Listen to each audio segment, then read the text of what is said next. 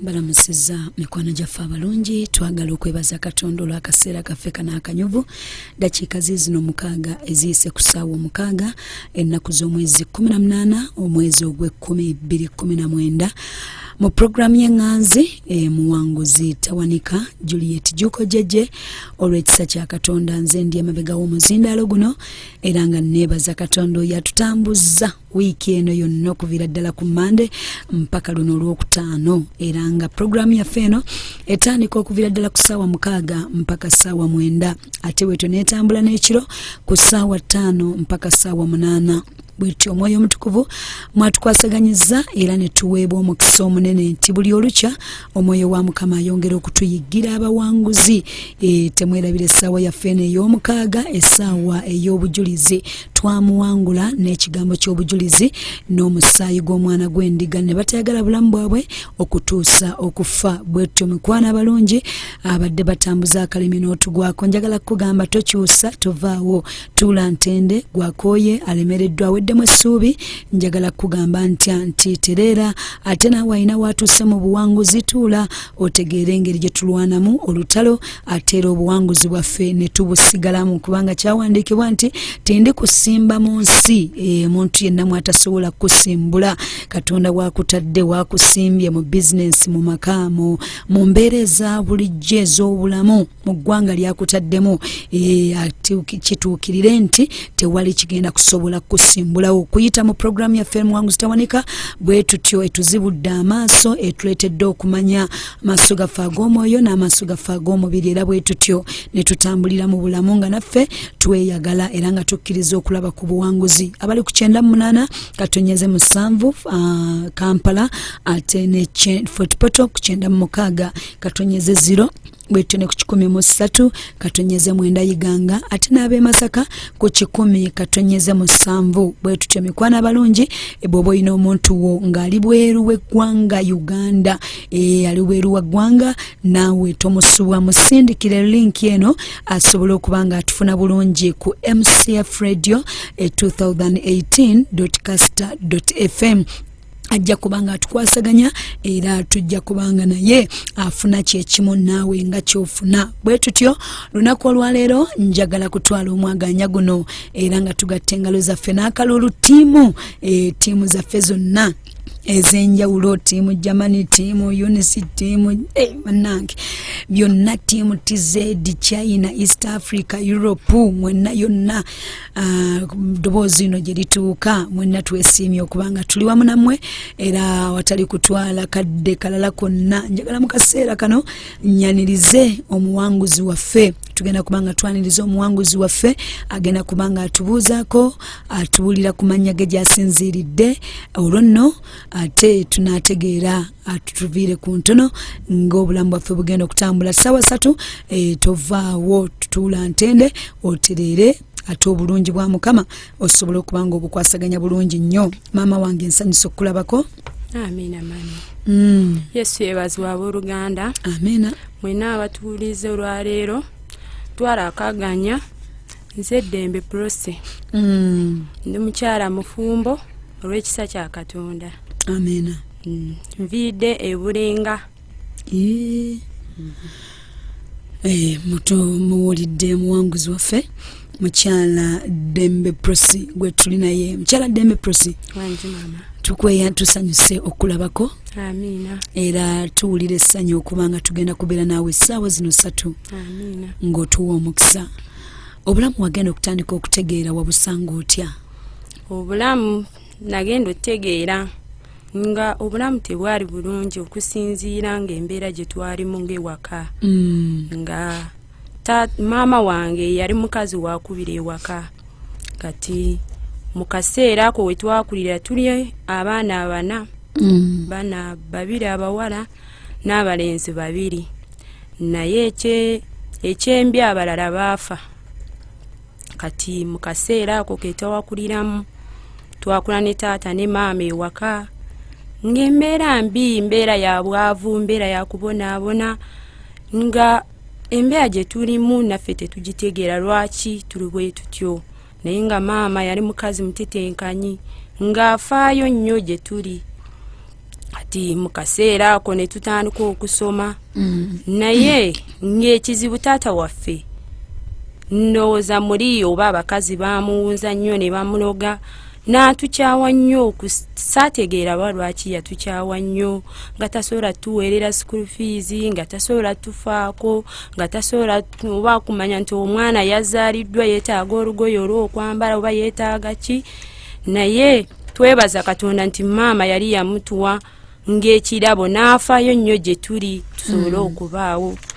Kati mu kaseera ako waliwo muganda wange omukulu yakula bwe yamala P7 nga tewaliiwo ssente ezisobola okumwongerayo mu maaso. Maama yakolanga kalimo kyako kambeezaawo. Kati mu kaseera ako ng'alima ku nnimiro z'abantu asobole okufunayo ku ssente oluusi n'alimanga ewaka kubanga ekibanja kyaliwo nga kigazi ng'asobola okulimangako ebintu n'abitunda. Kati mu kaseera ako muganda wange oyo gwe nkugamba n'amaana afumbirwa ng'amaze P7 kubanga talina kyakukola ekirala. Kati omulala yali amuddirira omulenzi naye bwe yamala P7 ate nga yali ayise bulungi first grade naye nga ssente teziriiwo nga taata tafaayo eri abaana be. Kugamba muri ffe kale okusinza nti nabwe natuuka e Mutundwe ne ntegeera nti taata baali baamuloga ne bamutukyayisa.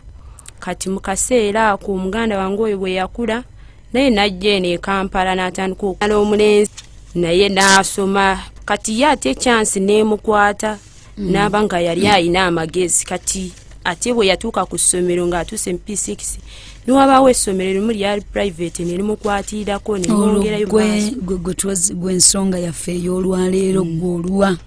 Kati awo nange wenzijira awo.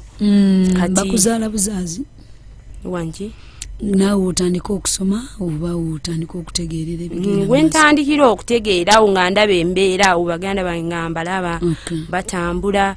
Kati oyo muganda wange gwe nkugamba era naye n'ayitawo bamwongerayo. Oyo muganda wange yasooka okujja e Kampala n'amukwata ku mukono n'akola ki neyeeyongerayo. Kati nange nenzijjaawo nga ntandika okusoma nga ndaba embeera mbi nga maama yampeererayo ku school fees ku ssomero mu kaseera ka primary kyokka nga ssente tezaali nnyingi nga taata zisobola omulema naye ndowooza olw'obukyayi obungi obwatuliko nga tetusobola kukola ki kusoma. Kati naye kyenneebaliza Katonda nti nali mwana mugezi nensoma nemmalako P7. Bwe namalako P7 mukama n'annyamba ne neeyongerayo mu secondary. Kati oyo brother wange yali asoose okujja e Kampala n'ankwata ku mukono n'annyongerayo mu secondary from senior 1 up to senior 3. Mu kaseera ako nali mu kyalo mwe nali nsomera. Kati bwe twatuuka awo n'aŋŋamba omwana mumpa ajje ne Kampala asobole okukola ki abeere nange nsobole okumwongerayo okusoma. Kati mu kaseera ako maama n'aŋŋamba kale genda kubanga nange already sirina kyakukola ki sirina kyakukola ng'oluusi ne brother wange sente oluusi tazisindika kuba nze nzijjukira ne mu kaseera ako senior 3 third term saagisasula baasigala nga bambanja nenvaayo. Kati bwe navaayo ni good chance nenfuna report nenvaayo nayo nenzijja e Kampala. Kati bwe najja e Kampala brother wange oyo nanfunira essomero eddala eyo Kawempe Royal College nentandikirayo senior 4 first term. In fact natandika too late nga bayisiza omwezi mulamba nga abalala batandise okusoma naye mukama nankwatirwa ekisa nenregisteringa netumaliriza awo. Kati netutambula naye nga school fees wa bulumi nze gobaganya ku ssomero. Kati nga sifuna budde obusobola okubeera ku ssomero n'ensoma n'ensobola okurevisinga ebitabo byange. Jjukire nga senior 4 baali batukkiriza ffenna tusobole okubeera mu kisulo naye nga olwa ssente saasobola kukibeeramu nembeera nga ndescoringa nga nzira ewaka ng'oluusi bayinza okutwagaza okuddayo tusome preps naye nga sisobola nembeera bwentyo bangobaganya school fees. Bwe tutuuka ku gate tebatukkiriza kuyitawo. Olwo mu ssomero gwe walina ekizibu ekyo oba n'abaana abalala ku ssomero? N'abaana abalala baaliwo naye ng'ate olaba ng'ekyo kyo kisusse naye ng'ate ekisinga okuluma ng'oyinza okulaba nti ssente weezira aziyina asobola okuweererayo school fees kubanga school fees yali nga si mungi gyali emitwalo 26. oyinza okulaba omuntu ng'alina ssente obanga alina omulimu ogw'ebbeeyi naye nga standard oba upkeep okukuuma omulimu ogwo n'ebikola nga tosobola kulowooza nti emitwalo 26 lwaki tazikwata n'azikola ki naye nga ate waliwo ebintu bingi ebizikwasaganya gwe walowooza nti aganya buganyi oba embeera wali mwana muto nga tosobola kitegeera ekyo. Ndowooza nabwalimu obuto kubanga ekiseera ekyo ndowooza nali myaka nga 17 awo. Gwe ng'olaba aleeta ssente awo. Nga ssente weeziri naye kyenajja otegeera nti obutasoma bwa famire buli eri bwagezangako nnyo okuziiza ssente school fees okukola ki okubula. Kati ne tutuuka ku saditaamu n'okujjuza nzijukira nga ne school fees baatukkiriza ne tujjuza naye ng'okujjayo results nga nina okusooka n'ekiyalinga balance oyo nga taliiwo.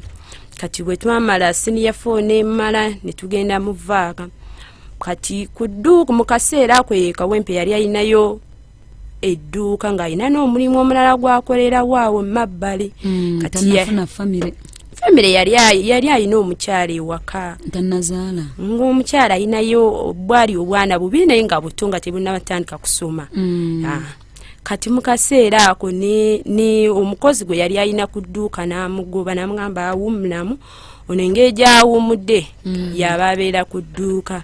Kati ne tubeera waawo ne ntandika okukola kyeneebaza Katonda nti nali mwana mugezi mmanyi okubala. Ne tubeera ku dduuka ne ntandika okukola mu dduuka nga nkeeranga ku makya ne nzija ku dduuka ne nzirayo akawungeezi. Kati ekiseera kyatuuka results ne zifuluma nga nyina okuddayo ku ssomero kuba nze nali mpulira ng'omutima gwange gwonna obulamu bwange bwagala okusoma. Tatiisi n'obwenfunayo kakoosi ne nkasoma mba mpulira era kale. Kati bwe twatuuka ekiseera ninda nga si byaliko tafaayo natandika okunvuma naŋŋamba tonsuliwalirako nze tommanyira sinze nnyoko sinze kitaawo oba osomasoma oba tosome nze olwava mu bbanga oba naawe olina byokola oluusi kale sometimes nga bwogamba nti oluusi wakeereyeeko ewaka kubanga ewaka woobeera ne mulamu tosobola kukeera bukeezi n'otambula n'ogenda ku mulimu nga nawe tobaddeko kyoyinza omuyambako kubanga nyina okukeera nyina omumuleeterako ng'amazzi nga muteera ewaka oluusi neemwolezaako ebintu. Kati ye muli nga ye akugamba abali ewaka basobola okukola ki bikola. Naye nze ng'omuntu nga ndaba kiyinza okukola kyokumuyisa obubi nga mulamu. Kati ne tubeera awo omwaka ne nguyita ngamba ne bannaye tuli kuki. Kati maama ewaka kyava ngamba naŋŋamba naye oyo omusajja atayagala okuweerera school fees lwaki nga ye mwennyini ye yakulemerako naŋŋamba nkuweeyo agenda kuweerera school fees. Naŋŋamba omusajja ye mutabani we. Naŋŋamba nti singa nze yakuleka nze nembeera naawe nze nandisobodde okwetetenkanya ng'omukyala bwema nasobola okuweerera okutuuka wooli era wandiiseewo n'ofuna kyokola. Kati nembeerawo niŋŋamba oke. Kati mu kaseera ako ng'omwana omuwala abasajja bwe bandabanga ne balowooza nti omwana wakukwana bukwanyi kuba omuntu atasoma babamanyi naye nga abasajja bakulu basajja bafu olwo ndowooza naye nyina ng'emyaka nga 17 awo 18 kati bo abasajja ndowooza ne balowooza omwana engeri gy'atasoma takyaddayo ku ssomero yeetaaga kuwasa. Naye nga nze nga mu mutima gwange ekyo ekintu nakula nga saagala abasajja abafumbo bankwane nga mpulira kimpisa bubi nga mpulira kiringa omuntu anyoomeddwa ennyo. Kati mu kaseera ako ebbanga erina paka myaka 18 nga toyingiranga kuwadde mu relationship waliwo mu mbeera yonna y'okubeera n'omuvubuka yenna. Omuvubuka nzijukira mu secondary senior nga nkyali mu kyalo awo nabeerako n'omulenzi naye ate n'emaana embyekuba n'embivaamu ninda nga tebintwala mu maaso. Kati ye nga maama yateeranga otugamba n'atugamba nti gwe n'omala ofuna olubuto ng'oli wano ku lujja nja kutta. Kati ngeye ntiisa n'enyingiramu niŋŋamba kati n'enkola ensobi ate ne kibaawo niŋŋamba kani mbyesonyiwe by'abasajja. panze we nakuliranga nga ndaba abaana abawala abalala bwe twabeeranga naye nga bato balina abasajja balina abavubuka ng'oli osanga alina nga basatu mubeera ku ssomero oli alina ekyokulya alina sente ezigula breakfast naye gwe nga tolina ng'obeerawo awo n'oguma n'osiiba n'ebyotasiibye olya bisiikirize nze nzijukira n'akaseera akamu twatuuka sometimes nga school fees tebaana bamusasula nga ku ssomero nsiiba njala nina okuddayo ewaka ndye ate nga wetusomera kuliko distance like 2 kilometers nga tukeera ku makya by ssaawa 10 nga tulina okuba nga tusimbudde tusobole okukwata remedial classes essaawa 12 ezo kati nenguma mukama n'anyamba nenjigumiikiriza eyo embeera yonna nenjiyitamu ati bwe natuuka akaseera mu maaso eyo nentambula nga ntuusawo we nali ntuuse ewa muganda wange wenkugambye awo ne mama nga amaze okumugamba nti nedda omwana kale bw'oba tosobodde munzirize ewaka nze nsobole okukola kyokutetenkanya addeyo kusomera asome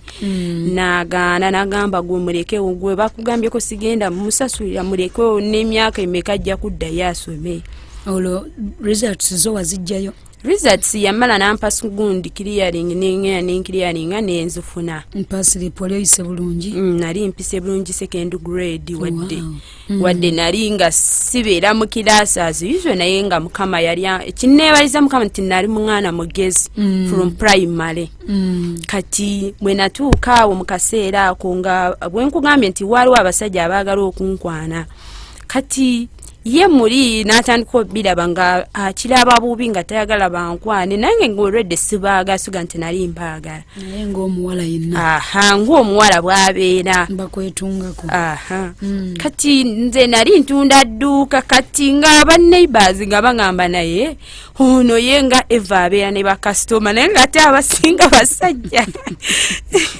nga abasinga basajja kati neŋŋamba bannange nze mulowooza nze abaleeta nange simanyi kati oyo waliwo omusajja awo ng'abeerawo yali neighbor yali alina saloon in fact ndowooza akyaliyo kati awekawempe ku ttaano we twali tukolera mwali mu kibuga wakati kati mu kaseera ako kyenzijukira nti ate mu kaseera ako naliko omwoyo gwa rejection ogw'okugaanibwa okuwaayirizibwa kati we natuukanga mu kkubo ng'omuntu ayinza okusanga wali n'agamba nti gundi yasudde $2 naye wazirabyeko niŋŋambye ye ate $, nze nazirabyewa nga ntambula ne bagamba musooke mujje tugenda batwala ku poliisi tubasibe wate mwogedde amazima ne mbagamba nze sinababirabako era ekyo ekintu kyayongera okubeerawo ng'emirundi 2 niŋŋamba ye lwaki kino ekintu kimbeerako nesitafaayo nange olwedde nali sibimanyi nali mumulokole kuba nzijukira ku ssomero twali mu Picture Union nga tusaba naye nga bino ebyokusabako just gundi nga muvudde mu classes naye nga tomanyi deliverance tomanyi lutalo tomanyi ki wali olokose nali ndokose msiniya phone nalokoka we nalokoka awo mu kaseera ako nembeerawo